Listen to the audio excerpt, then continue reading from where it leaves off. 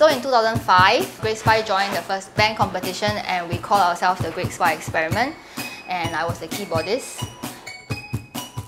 I found out in December 2005 that I had Hodgkin lymphoma stage 2, and that was actually at the very start of Grade Spy as well.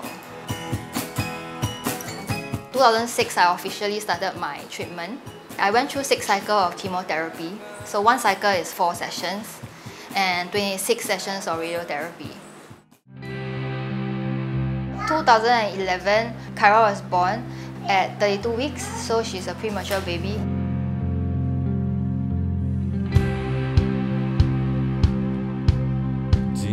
She right now has like asymmetrical body parts. She has low muscle tone, and because of asymmetrical body parts, you will realize that her eyes cannot coordinate, like the left cannot coordinate with the right.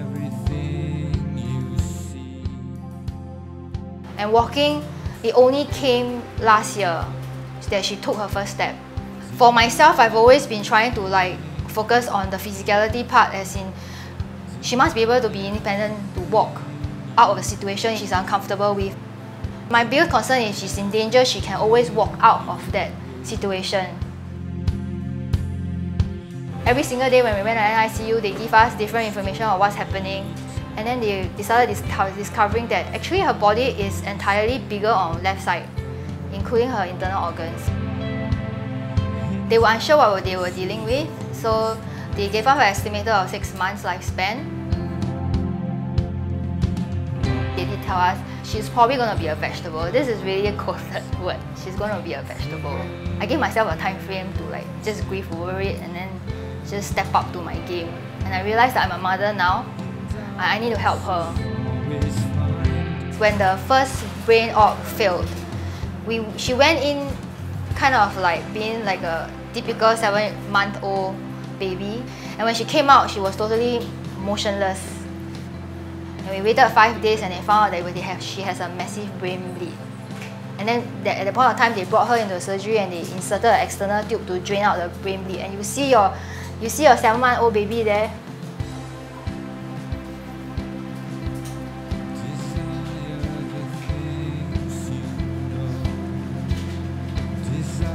Sorry.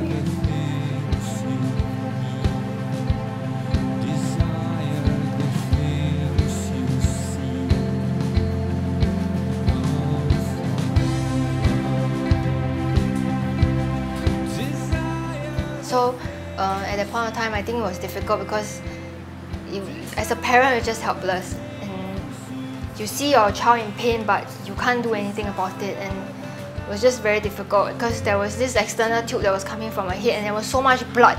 And then it's coming out from this tiny little thing, and for 5 days, they were continuously draining the blood. And it was like, it's packet after packet and you keep seeing blood coming out. I did an art exhibition based on her, and that's why I started this whole 1,000 cranes for Kyra, because at the bed I couldn't do anything and I was helpless. So I started folding paper cranes and I started hanging on her hospital cord. And then the nurses saw and the nurses started. So sometimes I go off to work and I come back and I'll see more cranes.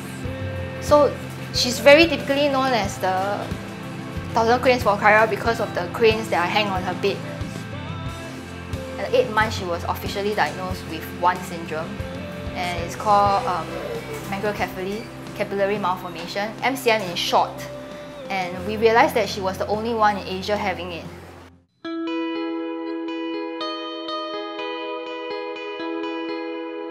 When she was turning 2, and I realized that was the first time we went to an early intervention center. My first sight was this 15-year-old boy with a nappy tied over his neck to use as a bib to hold his drool, and he was drooling.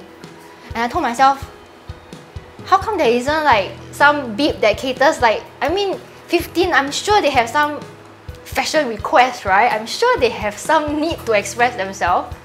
One of her auntie bought this bandana bib that I thought was quite cool, not the typical bib-like thing. And I have no prior, exactly like my keyboard, I have no prior knowledge of a sewing machine.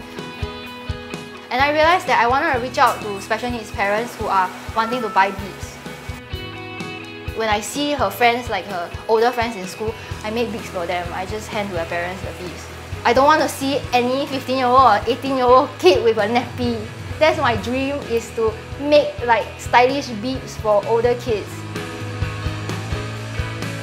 Very naturally, Kyra likes water and swimming because that's the lightest.